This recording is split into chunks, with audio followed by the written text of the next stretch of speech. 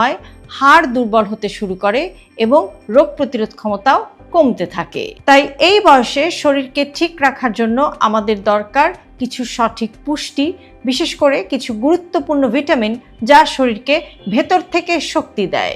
আজকের ভিডিওতে আমি বলবো 40 বছর বয়সের পর থেকে কোন 3টি ভিটামিন শরীরের জন্য সবচেয়ে বেশি দরকারি এবং সেগুলো আমরা সহজে কোন কোন খাবার থেকে পেতে পারি। ভিটামিন ডি খুবই জরুরি, কেননা ভিটামিন ডি ক্যালসিয়াম শোষণে সাহায্য করে।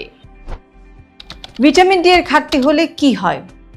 হাড় দুর্বল হয়ে যায়, শরীরে ব্যথা করে এবং হাড় সহজে প্রতিদিন সূর্যের আলোর কন্ট্যাক্টে আসেন, বিশেষ করে সকালের সূর্যের আলোর কন্ট্যাক্টে যদি আপনি 10-15 মিনিটের জন্যও আসেন, তাহলে সেটা কিন্তু আমাদের স্কিন বা ত্বকে ভিটামিন ডি তৈরি করতে সাহায্য করে। এছাড়াও দুধ, দই, ডিমের কুসুম, সামুদ্রিক মাছ এসব থেকেও কিন্তু আপনি ভিটামিন ডি পেতে পারেন। আর যদি আপনার সাপ্লিমেন্টের প্রয়োজন হয় তাহলেও কিন্তু আপনি ডক্টরের সাথে কনসাল্ট করে কিন্তু ভিটামিন ডি সাপ্লিমেন্টও আপনি নিতে পারেন। ভিটামিন বি12 একে বলা হয় স্নায়ুর রক্ষা কবচ। আমাদের মস্তিষ্ক, স্নায়ুতন্ত্র এবং শরীরের রক্ত তৈরির জন্য ভিটামিন বি12 অত্যন্ত গুরুত্বপূর্ণ। বয়স বাড়লে শরীরের ভিটামিন বি12 এর শোষণ ক্ষমতা। ভিটামিন বি12 এর ঘাটতি হলে কি হয়? অতিরিক্ত ক্লান্তি, মানসিক অবসাদ, ভুলে যাওয়া বা স্মৃতিশক্তি কমে যাওয়া, হাত পায়ে ঝিঝি ধরা ইত্যাদি নানান ধরনের উপসর্গ হয়।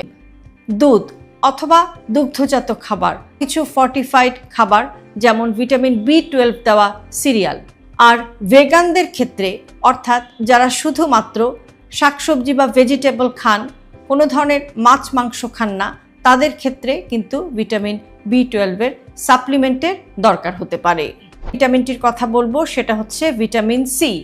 একে বলা হয় রোগ প্রতিরোধের হাতিয়ার। শোষণ ক্ষমতা বাড়ায়, এমনকি বৃদ্ধ বয়সে ক্ষত হলে সেটা দূর করতে বা সেটার উপশম করতেও কিন্তু ভিটামিন সি হয়। ঘন ঘন ঠান্ডা লাগে, চামড়া শুষ্ক হয়ে যায়, ক্ষত সারতে দেরি হয়, দাঁতের মাড়ি দিয়ে রক্ত আপনি পাবেন কোত্থেকে?